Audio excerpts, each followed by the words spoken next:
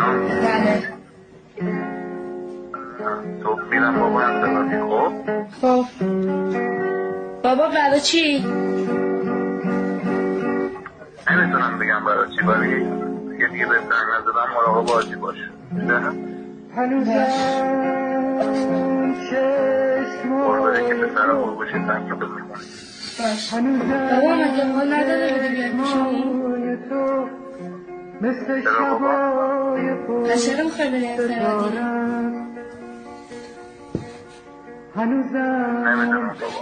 من اگه چی میکنم زنگ نزدم بده که همیشه پیشم. چرا نمیاد پیشمون؟ عزیزم بابا. وقتی میخندی دلم از بله هنوزم با تو چی دارم داری؟